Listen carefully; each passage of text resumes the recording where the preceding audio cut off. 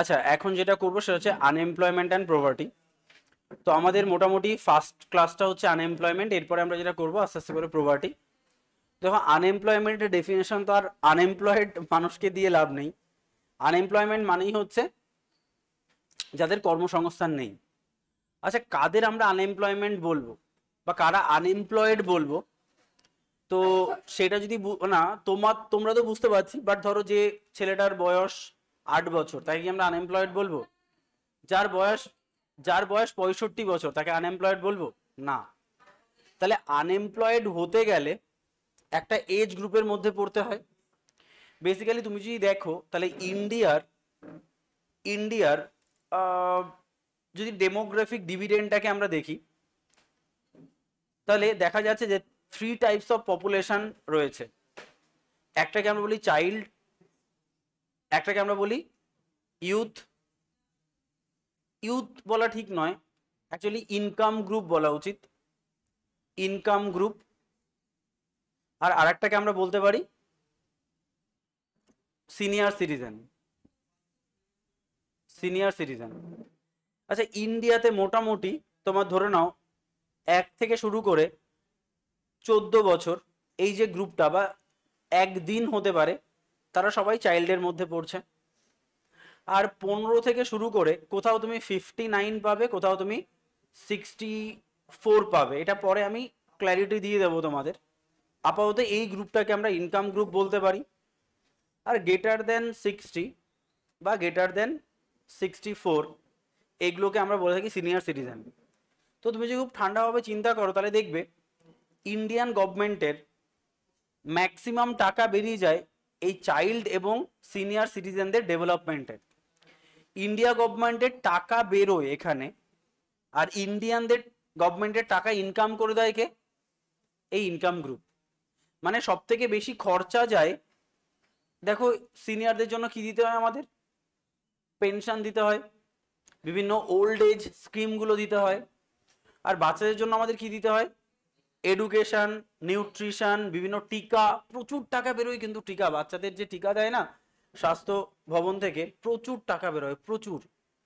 তাহলে প্রচুর টাকা বেরিয়ে যায় এদের ডেভেলপমেন্টের জন্য, এই দুটো সেগমেন্টে, একটাকে বাঁচিয়ে রাখার জন্য আরটাকে লং রানে ইনকাম গ্রুপ বানানোর জন্য। তো যে মানুষগুলো এই এজ গ্রুপের মধ্যে পড়ছে এবং যাদের ইনকাম নেই, তাদেরকে আমরা তথাকথিতভাবে আনএমপ্লয়েড বলি। বাট কত টাকা ইনকাম থাকলে তাদের আমি এমপ্লয়েড বলবো, কত টাকা ইনকাম না থাকলে আমরা তাকে আনএমপ্লয়েড বলবো, এই ব্যাপারগুলো আমরা আস্তে আস্তে করে জানবো। দেখো, বেসিক্যালি প্রথমত আমরা চলে যাচ্ছি যে মেজারমেন্ট। আনএমপ্লয়মেন্ট মেজার প্রথম কে করেছিলেন? আনএমপ্লয়মেন্ট মেজার করেছিল এনএসএসও। অ্যাকচুয়ালি মেজার করে এনএসএসও, কিন্তু এখন এর নাম চেঞ্জ হয়ে গেছে না, এখন এটা কি হয়ে গেছে? এনএসও হয়ে গেছে, কারণ সিএসও আর এনএসএসও মার্জ হয়ে এনএসও হয়ে গেছে। তাহলে আনএমপ্লয়মেন্ট মেজার করে কে? এনএসও। আচ্ছা, এনএসও যখন মেজার করতো তা সেই হিসাবে ওর ডেটা দেওয়া হয়েছে 1950-এ। এই মেজারমেন্টটা বা উনি এস্টাবলিশ হয়েছিল এবং আলটিমেটলি মেজারমেন্টটা তারাই করতো। আচ্ছা দেখো, বেসিক্যালি ভাগবতী যে কমিটি রয়েছে, সেই কমিটি 1973-তে বসেছিল এবং তারা 3টে মেজারমেন্ট টেকনিকের কথা বলেছিল যে আনএমপ্লয়মেন্টকে আমরা 3টে ভাবে মেজার করতে পারি। একটা ইউজুয়াল প্রিন্সিপাল স্ট্যাটাস, যাকে বলা হচ্ছে ইউপিএস, উইকলি স্ট্যাটাস যাকে আমরা বলছি ডব্লিউএসইউ, আর ডেইলি স্ট্যাটাস যাকে আমরা বলছি ডিএসইউ। ঠিক, তাহলে 3টে ভাবে মেজার করা যেতে পারে। আচ্ছা, 3টে মেথডটা আমরা আগে বুঝে নিই। ইউপিএস, ডব্লিউএসইউ আর ডিএসইউ, এই ব্যাপারটা কি? দেখো, ইউপিএস মানে হচ্ছে ইউজুয়াল প্রিন্সিপাল স্ট্যাটাস, মানে যেখানে আমরা কি করব, দেখো এটা মেজার করা হয়, it is measured in the number of person who remain unemployed for a major part of the year. 1 বছরে ম্যাক্সিমাম দিন তারা আনএমপ্লয়েড থাকে, তাদেরকে আমরা ইউপিএস মেথডের মাধ্যমে আনএমপ্লয়েড বলতে পারি। আচ্ছা, সব থেকে বড় থেকে ছোটর দিকে আছি, ডব্লিউএসইউ মানে নামটা রয়েছে কি? উইকলি। তোমার যে স্ট্যাটাস আনএমপ্লয়েড মানে একটা উইকের ম্যাক্সিমাম পার্টে যারা, বা একটা পুরো উইক হতে পারে বা উইকের ম্যাক্সিমাম দিন যারা আনএমপ্লয়েড থাকে, তাদেরকে আমরা বলবো ডব্লিউএসইউ। দেখো বলছে number of person who did not find even an hour of the work during a survey week, মানে একটা সপ্তাহের 1 ঘন্টা কাজও যে পায়নি তাকে আমরা বলবো কি উইকলি স্ট্যাটাস আনএমপ্লয়মেন্ট। আর আমি যদি ডেইলি হিসাবে দেখি তাহলে যে সারা দিনে 1 ফোঁটা কাজ করতে পারেনি তাকে আমরা বলবো ডেইলি স্ট্যাটাস আনএমপ্লয়মেন্ট। ঠিক ঠিক আছে, মানে এই ব্যাপারটা কিরকম তুমি ভাবো যে এখানে ধরো 50 জন মানুষ রয়েছে, তো আমি তাদের আজকের দিনে কে এমপ্লয়েড কে আনএমপ্লয়েড সেটা বিচার করছি, ঠিক আছে। তো আজকের দিনে দেখা যাচ্ছে এখানে 30 জন এমপ্লয়েড, 70 জন আনএমপ্লয়েড। তাহলে আজকের দিনের সাপেক্ষে তার আনএমপ্লয়মেন্ট কত? তাহলে 70। হতে পারে যে মানুষগুলো আজকে এমপ্লয়েড সে কালকে আনএমপ্লয়েড, আজকে ছুটির দিন হতে পারে তার জন্য, তাই নয় কি? আর যে আজকে এমপ্লয়েড সে হতে পারে আজকের দিনেই কাজ করে, বাকি 6 দিন বন্ধ থাকে, ছুটি হতেই পারে। ফলে আমরা যদি একটা সপ্তাহের মেজার করি তাহলে আমরা বুঝতে পারবো যে একটা সপ্তাহের মধ্যে ম্যাক্সিমাম কতদিনের জন্য এমপ্লয়েড। তাহলে বলো তো ডেইলি আনএমপ্লয়মেন্টের রেটটা বেশি এফিসিয়েন্ট নাকি উইকলি এমপ্লয়মেন্টের রেটটা বেশি এফিসিয়েন্ট? উইকলি। আমি এমন সপ্তাহে মেজার করলাম যে একটা লোক একটা মাস ছুটিতে আছে, বা 2 সপ্তাহ ছুটিতে আছে, বা পুজোর সময় ম্যাক্সিমাম সবাই ছুটিতে আছে, আমি এই সার্ভেতে মেজার করছি যে তুমি এমপ্লয়েড কি আনএমপ্লয়েড। নাকি একটা বছরের সাপেক্ষে মেজার করলে তাহলে আমি বুঝে নেবো যে একটা বছরের ম্যাক্সিমাম দিনটা সে এমপ্লয়েড, তাহলে এর মধ্যে হাজারো উইক পড়ছে, মানে 52টা সপ্তাহ পড়ছে। তাহলে আমার এই প্রবলেমটা থাকছে না যে ওই সপ্তাহ সে এমপ্লয়েড না ওই সপ্তাহে সে আনএমপ্লয়েড। আমি যদি 1 বছরের সাপেক্ষে আনএমপ্লয়মেন্ট মেজার করি তাহলে সেটা আরো বেশি এফিসিয়েন্ট হবে না? তাহলে আমি চান্স অফ এমপ্লয়মেন্ট পার্সন বা এমপ্লয়েড পার্সনকে ধরতে পারবো। যদি ইউপিএস মেথড হয় তাহলে সেটা 1 বছরের সাপেক্ষে হয়, উইকলি মেথড হয় তাহলে 1 সপ্তাহের সাপেক্ষে হয়, আর ডিএসইউ মানে ডেইলি এর সাপেক্ষে হয়। তাহলে এই 3টে মেথড দিয়েছিলেন ভাগবতী কমিটি। তাহলে বলো তো ইন্ডিয়াতে কোন মেথডে মেজার করে? Common sense, UPS. ইউপিএস মেথডে ইন্ডিয়াতে মেজার হয় কারণ এটাই কি মোর অথেন্টিক, ঠিক। আচ্ছা এবার চলে যাচ্ছি যে একটা বছরে আমরা কিসে মেজার করি বললাম? একটা বছরের সাপেক্ষে মেজার করি। তাহলে একটা বছরে হতে পারে কেউ 6 মাসের বেশি কাজ করে, 6 মাস মানে 180 দিন, অ্যাপ্রক্সিমেটলি যদি অ্যাভারেজ করা যায় তাহলে 183 দিন হয়। তাহলে 183 দিন এর বেশি কাজ করতে পারে কেউ, 6 মাসের বেশি মানে হাফ অফ দ্য ইয়ার, অথবা তার কম কাজ করতে পারে। তার বেশি আমরা 2 ধরনের ওয়ার্কার সিলেক্ট করেছি, একটাকে বলছি মার্জিনাল ওয়ার্কার, একটাকে আমরা বলছি মেন ওয়ার্কার। আচ্ছা মার্জিনাল ওয়ার্কার কারা? যারা a person less than 180 days কাজ করে। তাহলে একটা বছরের 6 মাসের কম দিন যে কাজ করে তাকে আমরা বলবো মার্জিনাল ওয়ার্কার। আর যারা 6 মাসের বেশি কাজ করে তাদেরকে আমরা বলবো মেইন ওয়ার্কার। দেখবে কনস্ট্রাকশন বিজনেস যারা সেরকম। আর ধরো ধরো কেউ সিজনে সিজনে কাজ করে, হতেই পারে না? ধরো এই যে দেখবে কখনো কখনো এই যে মাস্ক তৈরি, ভাবো তো যে আমাদের মাঝে করোনা যেরকম বেড়ে গেল, প্রচুর মাস্ক জেনারেট শুরু হলো, তখন আমরা প্রচুর এমপ্লয়মেন্ট ঘটিয়েছি। এখন আর করোনা নেই, বা করোনা থাকলেও মানি না আমরা, তাহলে এখন আর মাস্ক তৈরির বারবারন্ত নেই। তাহলে যাদের মাস্ক তৈরির জন্য আমরা ঢুকিয়েছিলাম তাদেরকে আমরা কি করলাম? ছাঁটাই করে দিলাম। তাহলে এই ধরনের কর্মীরা কি হবে? Marginal worker. আর যারা এখনো কাজ করছে বা ম্যাক্সিমাম সময় কাজ করে তাদের বলবো আমরা মেইন ওয়ার্কার। তাহলে এখন অবধি আমরা কি কি বললাম? আনএমপ্লয়মেন্ট কারা মেজার করে? এনএসও। আনএমপ্লয়মেন্ট 3টে ভাবে মেজার করা যেতে পারে, ইউপিএস, ডব্লিউএসইউ আর ডিএসইউ। যদি ডেইলির বেসিসে হয় তাহলে ডিএসইউ, উইকলির বেসিসে হয় তাহলে ডব্লিউএসইউ, আর ইয়ারের বেসিসে হয় তাহলে ইউপিএস। ইন্ডিয়াতে কোনটায় মেজার করা হচ্ছে? ইউপিএস। তাহলে ইন্ডিয়াতে যেহেতু ইউপিএস হচ্ছে তাহলে ইউপিএস বছরের সাপেক্ষে 6 মাসের বেশি কে কাজ করছে, 6 মাসের কম কে কাজ করছে, তার বেসিসে কেউ হচ্ছে মার্জিনাল ওয়ার্কার, কেউ হচ্ছে মেইন ওয়ার্কার। ক্লিয়ার? আসছি ওইগুলো কোনটা বলতো, আচ্ছা এটা, আচ্ছা একটা কোয়ার্ড বলছি, this is a chronic unemployment, মানে ক্রনিক ডিজিজ, মানে কি, যেটা খুব কঠিন সিনারিওতে পৌঁছে গেছে, ঠিক আছে, মানে যেটা ফেটাল একদম। তার মানে এই আনএমপ্লয়মেন্টের মেজারমেন্টটা ক্রনিক আনএমপ্লয়মেন্ট, মানে এটা অ্যাকচুয়াল আনএমপ্লয়মেন্ট, কিন্তু এটা ক্রনিক নাও হতে পারে, এটা নাও হতে পারে, কারণ আজকে আমি মেজার করলাম, আজকের দিনে আমি এমপ্লয়েড, কালকে আমি নাও থাকতে পারি, তাহলে এই ধরনের মেজারমেন্টটা অ্যাকচুয়াল মেজারমেন্ট নয়, তাই একে বলা হচ্ছে এটাই হচ্ছে অ্যাকচুয়াল আনএমপ্লয়মেন্ট মেজারমেন্ট, ঠিক আছে। নেক্সট হচ্ছে টাইপস অফ আনএমপ্লয়মেন্ট, কত প্রকারের হয়ে থাকে। দেখো খুব গুরুত্বপূর্ণ, প্রথম হচ্ছে ডিসগাইজ আনএমপ্লয়মেন্ট। দেখো খুব সুন্দর গল্পের মাধ্যমে জিনিসগুলোকে বোঝাবো। আচ্ছা দেখো খুব সুন্দর গল্পের মাধ্যমে বুঝিয়ে দিচ্ছি। ডিসগাইজ আনএমপ্লয়মেন্ট, ডিসগাইজ কথার অর্থ কি, সুপ্ত, যে লুকিয়ে আছে, ঠিক আছে। তুমি ভাবো খুব সুন্দর উদাহরণ, দেখো একজন ফার্মারের 4টে ছেলে, ঠিক আছে, আর একটা ছেলেও আছে, সে খুব পড়াশোনা করে, হয়তো মাধ্যমিক বা উচ্চ মাধ্যমিক পরীক্ষা দিয়েছে সবে, এরা অনেক বয়স্ক, তো এরা সবাই কাজ করে এই জমিতে 100 হেক্টর ধান চাষ করে, ঠিক আছে।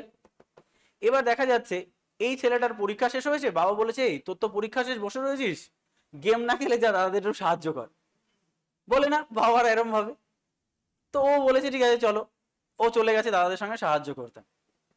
পরীক্ষা শেষ, টানা 3-4 মাস দাদাদের সঙ্গে কাজ করেছে, প্রোডাকশন 100 হেক্টর, তাই হয়েছে।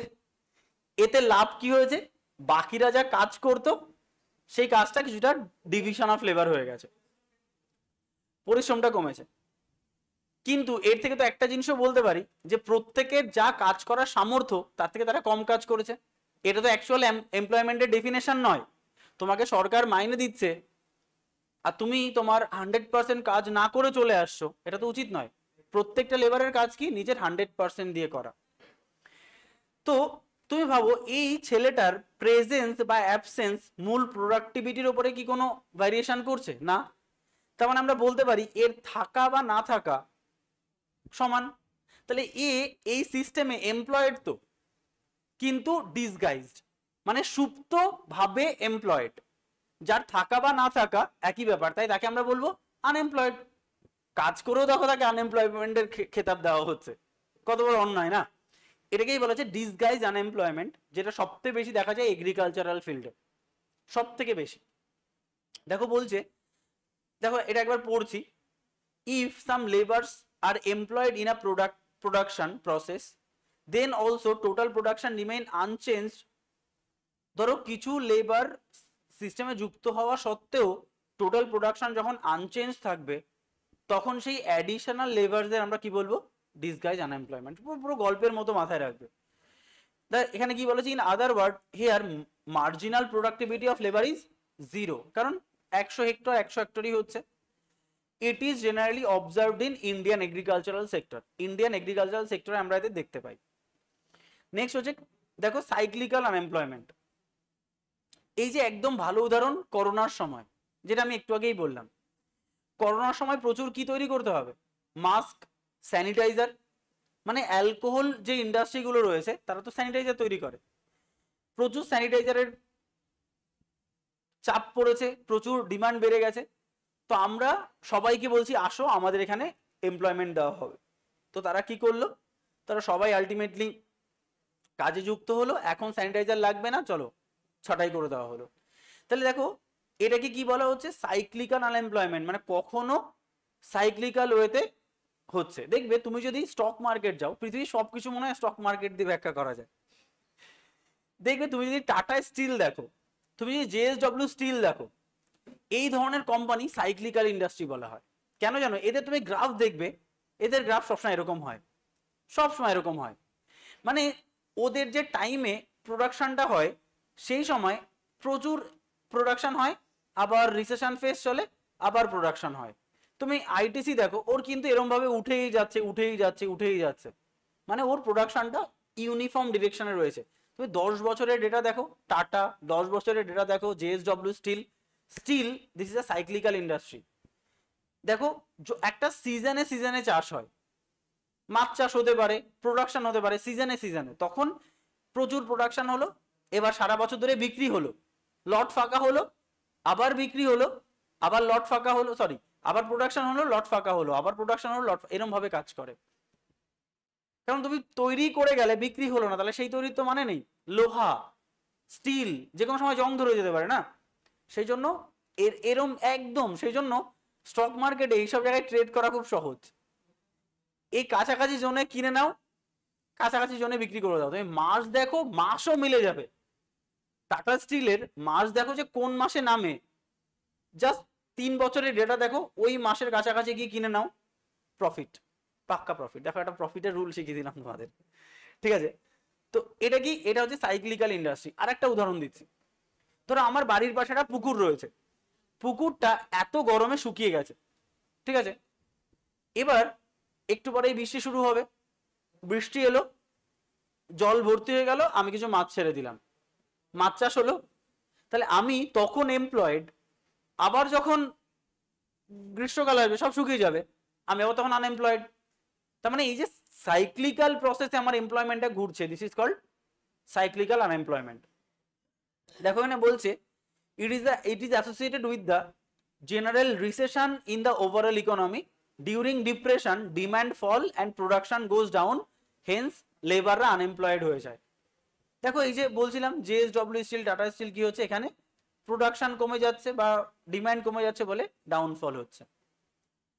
দেখো আন্ডার এমপ্লয়মেন্ট, আচ্ছা আন্ডার এমপ্লয়মেন্ট মানে, আজকে দেখো অর্ঘদীপার, সাপোজ অর্ঘদীপার ডব্লিউবিসিএস পাওয়ার সামর্থ্য আছে, অর্ঘদীপা রেলের গ্রুপ ডির একটা চাকরি পেয়ে মহা আনন্দে চাকরি করছে।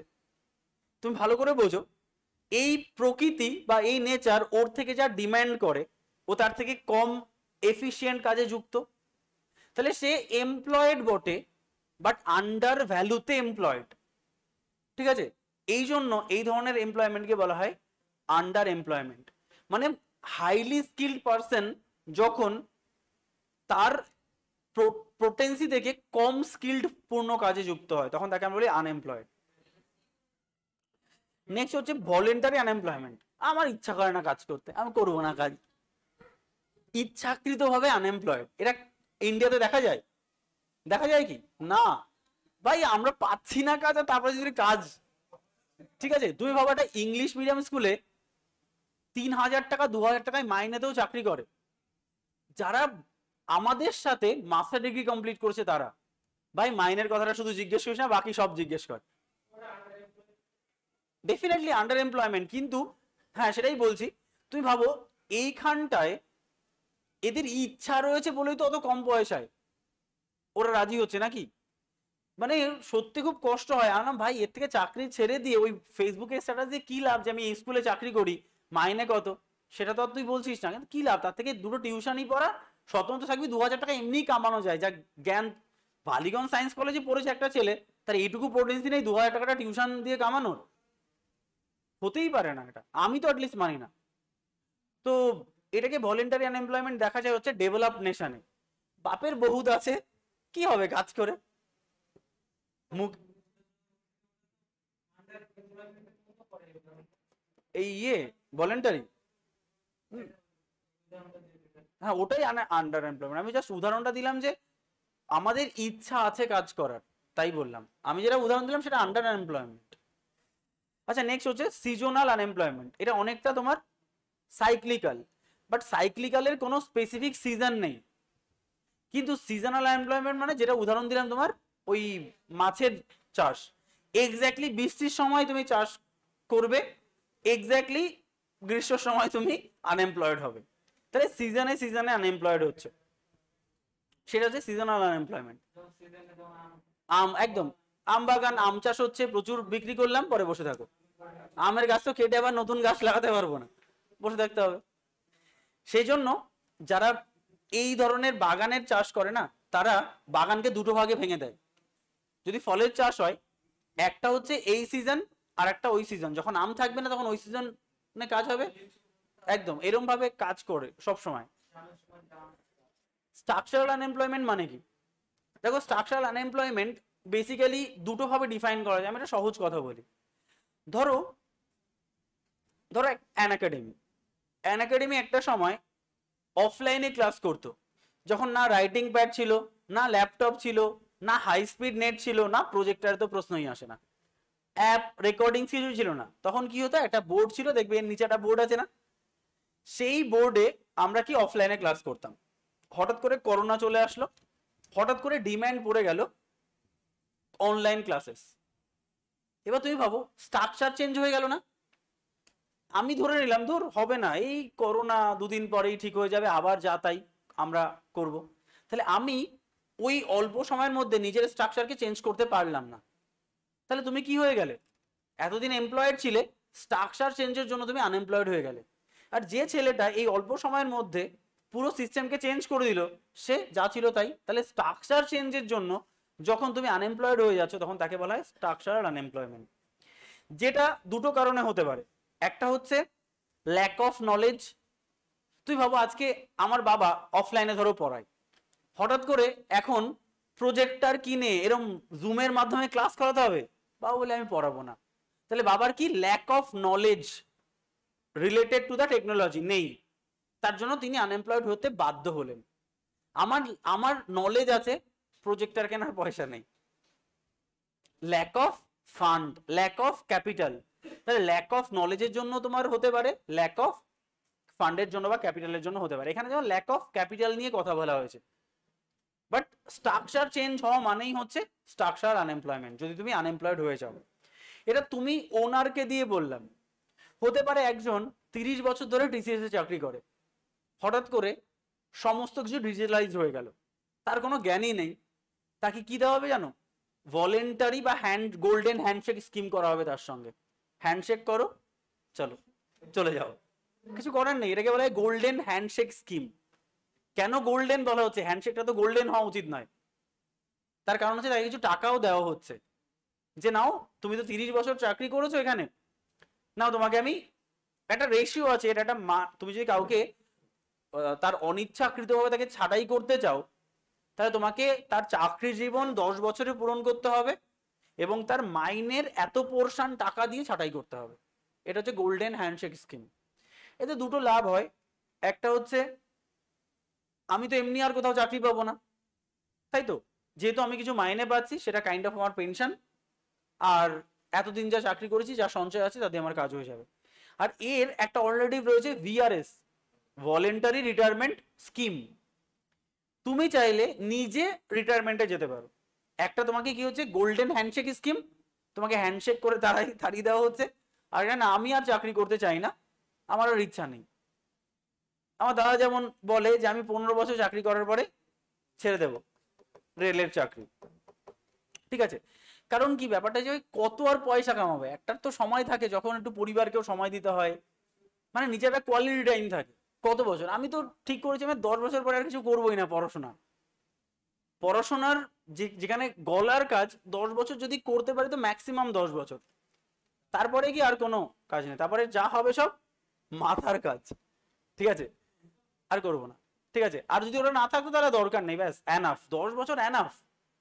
তারপরে তারপরে কি বলতো, সত্যি কথা বলতে একটা টাইম থাকে যখন এনজয় করতে হয়। যেমন আমি একটা কথা বলি, আমি যার কাছ থেকে সত্যি বলতে স্টক মার্কেট শিখেছি, সেই দাদা আমাদের একটা গল্প বলছিলেন যে চলো তোমাদের মানি ম্যানেজমেন্টের একটা জিনিস শেখাই। তো বলছে তোমার কাছে ধরো 10,000 টাকা রয়েছে, বলছে তার মধ্যে 60,000 টাকা বা 6,000 টাকা তুমি ব্যাংকে রাখছো, এরকম ভাবে 1,000 টাকা মিউচুয়াল ফান্ডে ইনভেস্ট করছো, বা 6,000 টাকা খরচা করছো, ইত্যাদি করে ওরম 1,000 টাকা তুমি ঘুরতে যাবে তার জন্য রেখেছো। সবসময় 1,000 টাকা সবসময় তোমার ইমার্জেন্সি ফান্ড হিসাবে থাকা উচিত, যে কোনো সময় লাগতে পারে। তো হতেই পারে আমার ইমার্জেন্সি ফান্ডে ইউজ হলো না, তাই না, তো তখন কত 1,000 টাকা দিয়ে কি করতে হবে, ঘুরতে যেতে হবে। কারণ সত্যি কথা বলতে যে আমাদের মাইন্ড অল্প জায়গার মধ্যে থাকতে থাকতে না সংকীর্ণ হয়ে যায়। তো প্রকৃতির এই ব্রড নেচারটা না আমাদের এইগুলোকে বার করতে সাহায্য করে, ঠিক আছে। যেমন আমি যাচ্ছি, আমি সামনের মাসেই যাব দার্জিলিংয়ে, ঠিক আছে, দার্জিলিংয়ে যাব, একটা সপ্তাহ তোমাদের আমি এক্সট্রা রেটে পড়িয়ে দেবো। তো কারণ কি, কারণ সত্যি বলছি মাইন্ডের ওপেননেসটা খুব দরকার, খুবই দরকার। তো সেটাই ব্যাপার। ফলে স্ট্রাকচারাল আনএমপ্লয়মেন্ট হচ্ছে স্ট্রাকচার যদি চেঞ্জ হয়ে যায় তাহলে চেঞ্জ। আচ্ছা, ফ্রিকশনাল আনএমপ্লয়মেন্ট, এটা সব থেকে ভালো উদাহরণ আমার পরিচিত একজনকে দিয়েই দেখাচ্ছি। এ 15টা চাকরি পেয়েছে। এত 15টা চাকরি মানে আমি বলছি আমার এক আত্মীয়, আমার ওয়াইফের দাদা, এত মেরিটোরিয়াস মানে চিন্তা করা যায় না। প্রেসিডেন্সি থেকে টপার, ঠিক আছে, সে পিএইচডি করেছে ম্যাথস নিয়ে, করে জবে ইন্টারভিউ দেওয়া শুরু করেছে, এখন অব্দি 15টা চাকরি পেয়েছে। কোনটা করবে? একটার মাইনে 1 লাখ, একটা 1.5 লাখ, একটা 2 লাখ, একটা 3 লাখ, এরকম ব্যাপার। মানে গভর্নমেন্ট হতে পারে, নন গভর্নমেন্ট হতে পারে, বিভিন্ন জায়গা থেকে ইন্টারভিউ দিয়েছে, সব কটায় ডাক পেয়েছে, সব কটায় চাকরি হয়ে গেছে।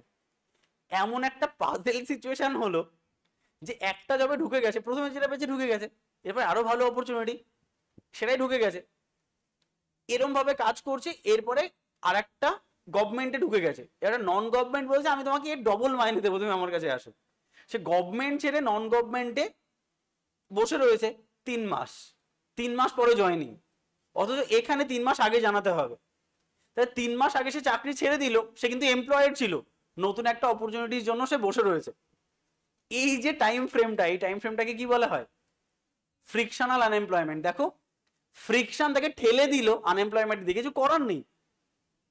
বেটার অপরচুনিটির জন্য যখন আমরা একটা কোম্পানি থেকে আরেকটা কোম্পানি সুইচ করি, এই টাইম ফ্রেমে সার্চিং যখন আমরা করি জব, এই টাইম ফ্রেমটাকে বলা হয় ফ্রিকশনাল আনএমপ্লয়মেন্ট।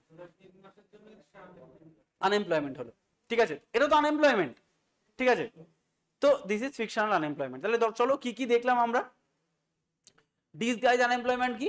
যখন কোনো একজন লেবার এমপ্লয়েড থাকা সত্ত্বেও মূল প্রোডাক্টিভিটি 0, তখন তাকে বলবো ডিসগাইজ আনএমপ্লয়মেন্ট। সাইক্লিক্যাল আনএমপ্লয়মেন্ট আর সিজনাল আনএমপ্লয়মেন্ট প্রায় একই রকম। একটা হচ্ছে সিজন স্পেসিফিক সিজনাল আনএমপ্লয়মেন্ট, যেটা আমরা এগ্রিকালচারাল ফিল্ডে দেখতে পাই, আর সাইক্লিক্যাল আনএমপ্লয়মেন্ট আমরা এগ্রিকালচার বলে নয়, যে কোনো ফিল্ডে আমরা সাইক্লিক্যাল আনএমপ্লয়মেন্ট দেখতে পারি। আর আন্ডার এমপ্লয়মেন্ট মানে হচ্ছে যে আন্ডার ভ্যালুতে কাজ করছে, যার ডব্লিউবিসিএস অফিসার হওয়ার সামর্থ্য আছে সে গ্রুপ ডির চাকরি করছে, যার আইএএস হওয়ার সামর্থ্য আছে সে ডব্লিউবিসিএস করছে, তাও সে আন্ডার আনএমপ্লয়মেন্টই। ভলেন্টারি মানে আমার ইচ্ছাকৃতভাবে কাজ করতে চাই না। সিজনাল আনএমপ্লয়মেন্ট মানে সিজনে সিজনে, তো একটু আগেই বললাম। স্ট্রাকচারাল চেঞ্জের জন্য যদি আনএমপ্লয়মেন্ট হয়, তাহলে স্ট্রাকচারাল আনএমপ্লয়মেন্ট সেটা ল্যাক অফ ক্যাপিটাল হতে পারে আর ল্যাক অফ নলেজ হতে পারে। ফ্রিকশনাল আনএমপ্লয়মেন্ট মানে একটা জব ছেড়ে আর একটা জবে সুইচ করার মাঝের টাইম ফ্রেমটা যদি আনএমপ্লয়েড থাকে, তখন তাকে আমরা বলবো ফ্রিকশনাল আনএমপ্লয়মেন্ট। দেখো, টাইম স্পেন বিটুইন জবস, এই টাইম ফ্রেমে যদি আনএমপ্লয়েড থাকো তাহলে ফ্রিকশনাল আনএমপ্লয়মেন্ট। ক্লিয়ার? আচ্ছা দেখো, আমরা আজকে মোটামুটি এই জিনিসটা বুঝিয়ে শেষ করে দেবো। এরপরে কিছু জিনিস লেখানোর আছে, আমরা এই টোটাল এই ক্যালকুলেশনটা বুঝে দেন এর পরের ক্লাসটাতে আমরা জাস্ট ছোট্ট করে জিনিস লিখিয়ে শেষ করে দেবো। দেখো এখানে হচ্ছে বলছে কিছু কিছু ক্যালকুলেশন তোমার জানতে হয়। যেমন বলছে লেবার ফোর্স কাকে বলে, লেবার ফোর্স পার্টিসিপেশন রেট কাকে বলে, ওয়ার্কিং পপুলেশন রেশিও কাকে বলে, আনএমপ্লয়মেন্ট রেট কাকে বলে, ঠিক আছে। দেখো এই জিনিসটা বোঝার জন্য আমার এই সেম উদাহরণটা খুব দরকার। ধরো তোমার চাইল্ড এমপ্লয়েড গ্রুপ বা ইনকাম গ্রুপ বা সিটিজেন, এই 3টে ভাগে আমরা ভাগ করতে পারি। ধরে নাও একটা সিস্টেমে টোটাল পপুলেশন হচ্ছে সাপোজ 1500 হচ্ছে টোটাল পপুলেশন, তার মধ্যে ধরে নিচ্ছি বাচ্চা হচ্ছে 300, ঠিক আছে, চাইল্ড কত? 300। আচ্ছা ইনকাম গ্রুপ কত?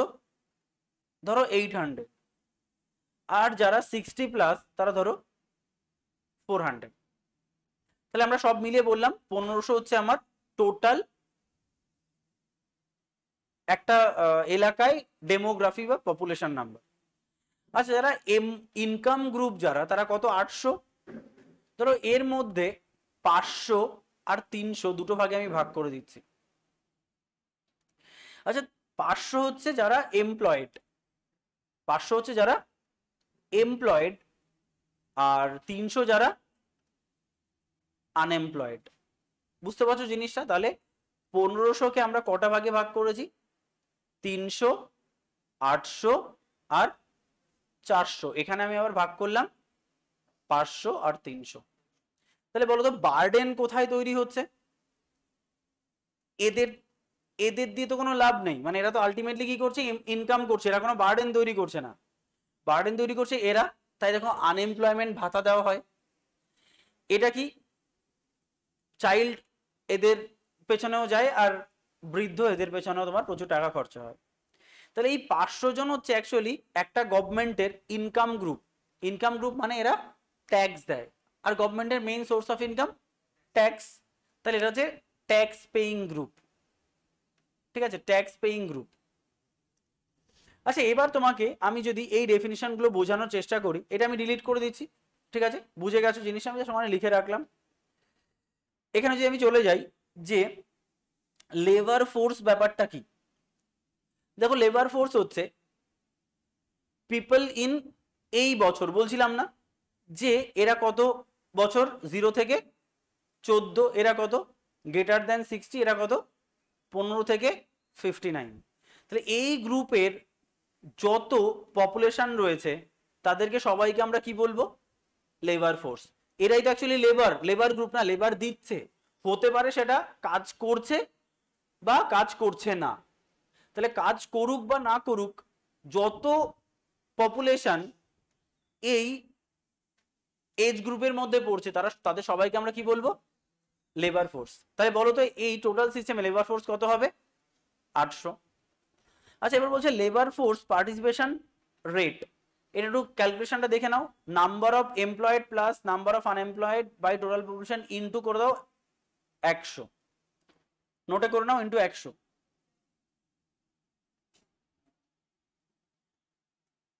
ঠিক আছে, আচ্ছা দেখো ভালো করে বোঝো, টোটাল এমপ্লয়েড বা টোটাল আনএমপ্লয়েড সব মিলিয়ে কত হয় গো, 800 না? লেবার ফোর্স কত দেখলে তুমি, 800। লেবার ফোর্স পার্টিসিপেট করেছে কত, তাহলে টোটাল পপুলেশন কত, 1500-র মধ্যে টোটাল লেবার ফোর্স কত পার্সেন্ট? তাহলে আমরা কি বলতে পারি, এখানে বলা হয়েছে number of employed plus number of unemployed যোগ করলে কত হয়, 800 না? Total labour force by 1500 into 100, যা হবে সেটা হচ্ছে লেবার ফোর্স পার্টিসিপেশন রেট, মানে 1500-র মধ্যে কত লেবার ফোর্স পার্টিসিপেট করেছে। ঠিক, এবার হচ্ছে ওয়ার্কিং পপুলেশন রেশিও, বলো ওয়ার্কিং পপুলেশন কত এখানে আমার, 500 জন হয়, 300 কোথায়, 300 তো আনএমপ্লয়েড, এই যে ট্যাক্স লেখা রয়েছে। তাহলে বলো ওয়ার্কিং পপুলেশন কত এখানে, 500। তাহলে total number of employed by total population into 1000, 100 নয় কিন্তু 1000, বুঝিয়ে দিচ্ছি কেন 100 কেন 1000। তাহলে বলো তো এই ডেটাটা কত হবে, 500 বাই 1500 ইন্টু 1000। তাহলে এটাকে আমরা বলছি ওয়ার্কিং পপুলেশন রেট। আচ্ছা যদি আমরা বলি আনএমপ্লয়মেন্ট রেট, বলতো আনএমপ্লয়মেন্ট কি আমরা টোটাল পপুলেশনের সাপেক্ষে ধরবো নাকি লেবার ফোর্সের সাপেক্ষে ধরবো? আচ্ছা আমি কেন বাচ্চাদের মধ্যে ইনক্লুড করবো, এরা তো ইন ফিউচারে এমপ্লয়েড হবে, তো এখানে আমি এদের অ্যাড করে কেন আমি এমপ্লয়মেন্ট রেটটাকে কমাবো বা আনএমপ্লয়মেন্ট রেটটাকে কমাবো?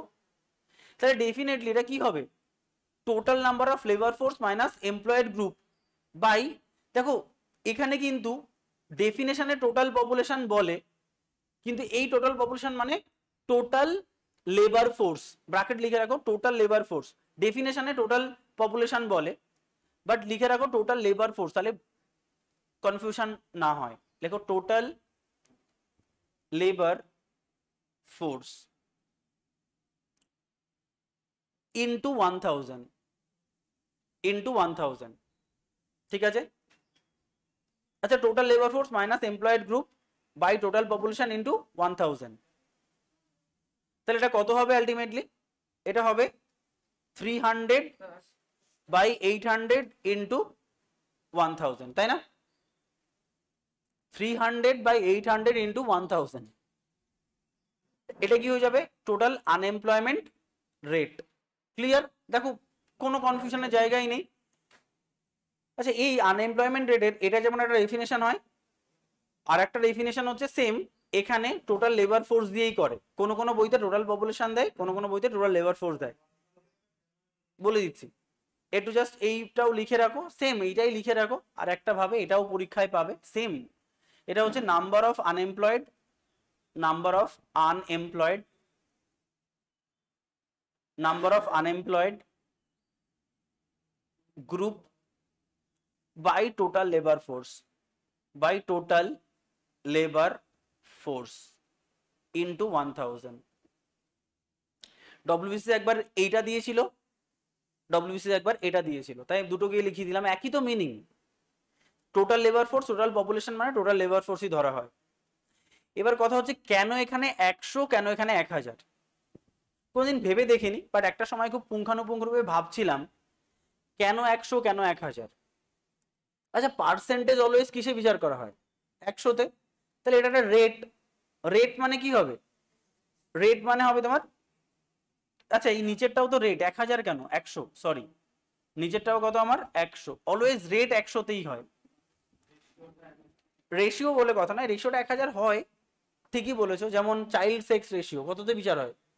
1000। কেন তার পেছনে বলছি, রেট মানে হচ্ছে পার্সেন্টেজ, পার্সেন্টেজ মানে পুরোটাই 100তে হবে। কেন এখানে 1000? তার কারণ হচ্ছে বলো তো,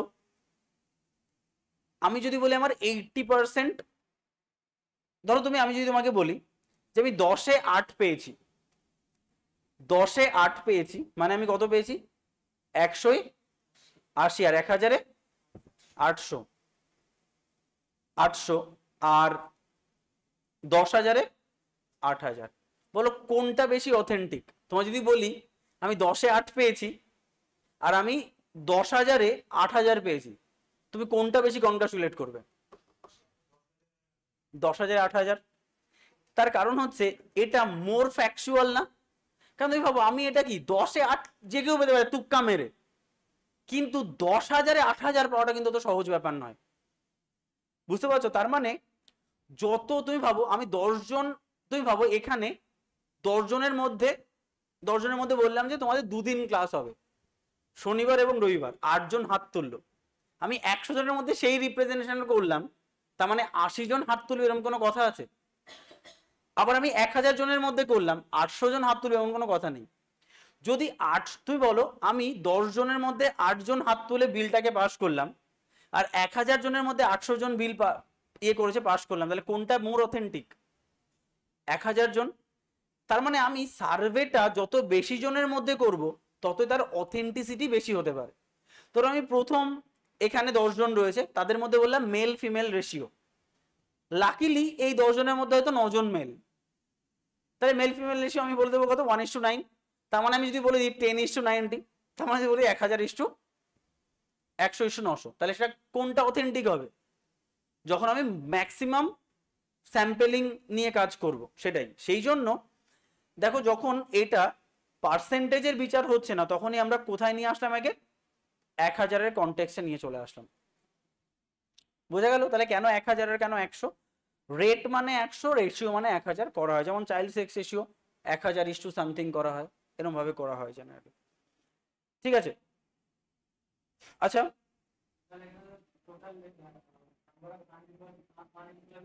হুম হুম 800 এই যে যেটা করলে সেটাই, এখানে যেটা করেছো সেটাই, labour force minus employed group by labour force, সেটাই হচ্ছে এইটা। হ্যাঁ এটা টোটাল পপুলেশন, এটা টোটাল পপুলেশন। মানে বেসিক্যালি আমি কি চাইছি, টোটাল পপুলেশনের মধ্যে কতজন ওয়ার্কিং, ওয়ার্কিং কত পার্সেন্টেজ রয়েছে সেটা, ওয়ার্কিং এর মধ্যে মানে লেবার ফোর্সের মধ্যে কত পার্সেন্ট ওয়ার্কিং, এরকম ভাবে জিনিসটাকে বিচার করা। ওয়ার্কিং পপুলেশন রেশিও, দেখো এখানে ব্যাপারটা হচ্ছে তুমি ভাবো লেবার ফোর্স তো 800, লেবার ফোর্স পার্টিসিপেশন পেয়ে গেলাম। আচ্ছা এই লেবার ফোর্সের মধ্যে কতজন ওয়ার্কিং? 500 জন, 300 জন আনএমপ্লয়েড। তাহলে বলো এখানে বলেছে ওয়ার্কিং পপুলেশন রেশিও, পপুলেশন মানে টোটাল পপুলেশন না? তাহলে টোটাল পপুলেশনের কতজন ওয়ার্কিং? টোটাল পপুলেশন কত? 1500, ওয়ার্কিং কত? 500, তাহলে 500/1500 ইন্টু 1000।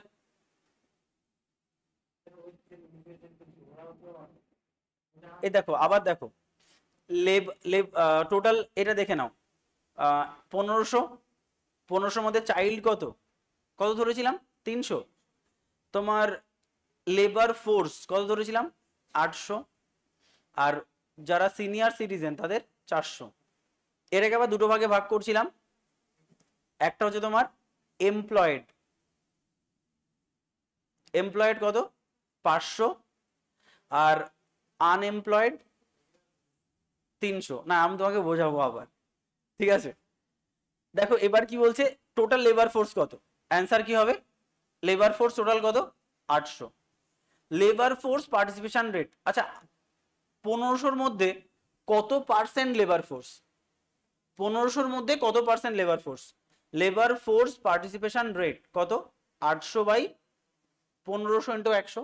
লেবার ফোর্স টোটাল পপুলেশনের কত, কিন্তু লেবার ফোর্স দেখলে কি হবে, কতজন কাজ করে ভাই সেটা তো দেখতে হবে। বলছে ওয়ার্কিং পপুলেশন কত, তাই বলছে ওয়ার্কিং কত, এর মধ্যে 800-র মধ্যে ওয়ার্কিং কত 500, টোটাল পপুলেশনে ওয়ার্কিং কত, এটা ওয়ার্কিং। বলছে না আনএমপ্লয়মেন্ট রেট কত, তাহলে আনএমপ্লয়মেন্ট রেট হচ্ছে 300 দেখো আনএমপ্লয়মেন্ট 800-র মধ্যে বিচার হবে, কারণ ওই চাইল্ড এদের ধরবো কেন আমি, এরা তো একসময় হয়তো ইনি এমপ্লয়েড ছিলেন, আর ভবিষ্যতে যে আনএমপ্লয়েড হবে তার তো কোনো তাৎপর্য নেই। তার মানে 300/800 ইন্টু 100 করলে আমরা পেয়ে যাব আনএমপ্লয়মেন্ট রেট।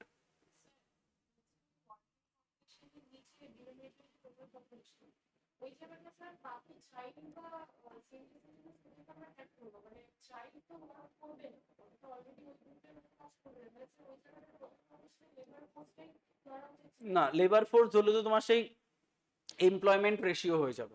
এটা অ্যাকচুয়ালি আমি দেখতে চাইছি, আমার তো পুরো জিনিসটাকে বিচার করতে হবে। দেখো গভর্নমেন্ট ফর্মুলেট করতে এগুলো দেখে, যে ধরো এখানে 1000 জন মানুষ রয়েছে, তার মধ্যে কতজন চাকরি করছে, ধরো 1000 জনের মধ্যে 300 জন চাকরি করছে, তাহলে এই 300 জনের টাকা দিয়ে 1000 জনকে তো চালাতে হবে, তাই নয় কি? কারণ 300 জনের টাকা দিয়ে 300 জন চালালে তো হবে না, তার থেকে ট্যাক্স নেব, বাকি 800 জনকে সেই ট্যাক্স ডিস্ট্রিবিউট করব। সেই জন্য আমার দরকার ওয়ার্কিং পপুলেশন রেশিও, যে কতজন কাজ করছে তার টাকা দিয়ে আমার ওই পপুলেশন সার্ভাইভ করবে কিনা। এর থেকেই দেখবে আমরা নেক্সট ক্লাসে একটা থিওরি পড়বো, সেটা হচ্ছে Malthus theory. Malthus theory, Malthus বলছে যে যে হারে মানুষ বাড়ছে সেই হারে মিনস অফ সাবস্টেন্স বাড়ছে না। তার মানে হচ্ছে ধরো আমাদের পপুলেশন বাড়ছে গুণোত্তর প্রগতিতে, আজকে 1, কালকে 2, তারপর দিন 4, তারপর দিন 8, তারপরে 16, তারপরে 32, তারপর 64, তারপরে 112, 256, এরম ভাবে করে করে বাড়ছে, 128, 256। কিন্তু খাবার বাড়ছে কি করে, আজকে 1, কালকে 2, তারপরে 3, তারপরে 4। বুঝতে পারছো জিনিসটা, মানে এরকমই তো ব্যাপারটা, যে আমরা যখন নেক্সট জেনারেশন তৈরি করছি যখন ভাবছি না সে খাবে কি, বা নেচারের কথা না ভেবে আমরা কিন্তু এই জিনিসটাকে মাথায় না রেখে করছি। তাহলে 2, 4, 8, 16, 32, 64, 128, তুমি ভাবো তো 1, 2, 3, 4, 5, 6, 7। দেখো এটা এই পপুলেশনকে খাদ্যদ্রব্য সার্ভাইভ করতে পারবে, এটাও করতে পারবে, এটাও করতে পারবে, একটু মারামারি কাটাকাটি হবে, এখানে গিয়ে মানে মারামারি একটু বেশি হবে, এখানে কি হবে জানো, দুর্ভিক্ষ হবে, করোনা আসবে। সেই জন্য 100 বছর পরে কেন কলেরা, কেন করোনা, কেন মহামারী নেমে আসে, ম্যালথাস থিওরি এটাই বলছে যে যে একটা সময় পরে এই যা খাদ্যদ্রব্য আমাদের রয়েছে সেটা কখনোই পপুলেশনকে সার্ভাইভ করতে পারে না। সেই জন্য এই সময় এই 100 বছর পর পর একটা বিরাট বড় ইকোনমিক্যাল ধস নেমে আসে, প্রচুর মানুষ মারা যায়, কিছুটা স্টেবল হয়। এটা অ্যাকর্ডিং টু ম্যালথাস থিওরি বলা যায়। এটা প্রকৃতির খেলা বলুক না, কারণ দীর্ঘ যত 100 বছর মানুষ বেঁচে আছে প্রত্যেকটা 100 বছর পর পরে দেখা গেছে এরকম কোনো একটা ভয়ঙ্কর কিছু ঘটেছে। ম্যালথাস থিওরি হতে পারে ন্যাচারালি, নেচারই তো করছে, নেচারই তো খাদ্যদ্রব্য তুমি খাচ্ছ। এই যে তুমি ভাবো আজকে যে মুরগির মাংস, গরুর মাংস খাচ্ছে সবাই, এটা কি নেচারেরই তো প্রোডাক্ট, তোমার থরি। তুমি একটু দুটো তাকে ঘাসও খেতে দিচ্ছ নেচারের জিনিস, তাই নয় কি? ফলে নেচারই তোমার আলটিমেটলি দেখবে তোমাকে সার্ভাইভ করানো যাবে কি যাবে না। সেই জন্য তো ডারউইন এটাকে নিয়ে বলছে সার্ভাইভাল ফর দ্য ফিটেস্ট, যে ফিট থাকবে সেই আলটিমেটলি সার্ভাইভ করবে, এটাই লজিক। সেটাই বলছে করোনাটাও ওই কারণে। এবার সেটা চীনের ম্যানমেড, দেখো সেটা দুষ্ট বুদ্ধি হোক আর শুভ বুদ্ধি হোক, আলটিমেটলি মানুষ মারবে এবং পরিবেশ স্টেবল হবে। দেখো তুমি ভাবো, যাই হোক না কেন, যারা ওই কঠিন সিচুয়েশনে সার্ভাইভ করতে পারেনি তারা রুইন্ড হয়ে গেছে। তুমি রুইন্ড হয়ে গেছো তো আমার কি? প্রকৃতি বলছে তুমি সার্ভাইভ করতে পারোনি, প্রকৃতির লাভ, প্রকৃতি তার লাভ দেখবে না। তুমি তোমার লাভটা দেখছো, আরেকজনকে ল্যাং মেরে পয়সা তুলে নিচ্ছ, তো প্রকৃতি তার লাভ দেখবে না? তুই ভাবো এই সময়, করোনার সময় বলছে যে প্রায় 100 কিলোমিটার দূর থেকেও কাঞ্চনজঙ্ঘাকে দেখা গেছে, মানে দূষণ এত কমে গেছে। প্রকৃতি এই সময় রিসাইকেল করে নিয়েছে, এটা প্রকৃতির খেলা, কিছু করার নেই। আইনস্টাইন এই জন্যই বলেছে প্রকৃতি কখনো শূন্যস্থান বরদাস্ত করে না, প্রকৃতি কখনোই শূন্যস্থান রাখবে না, ও শূন্যস্থান পূরণ করেই দেবে, এটাই লজিক, ম্যালথাস থিওরি এটাই আর কি। ঠিক আছে, তো নেক্সট দিন আমরা এমপ্লয়মেন্ট আনএমপ্লয়মেন্টের কিছু এক্সট্রা ইনফরমেশন লিখিয়ে দেব এবং প্রপার্টিটা শুরু করব।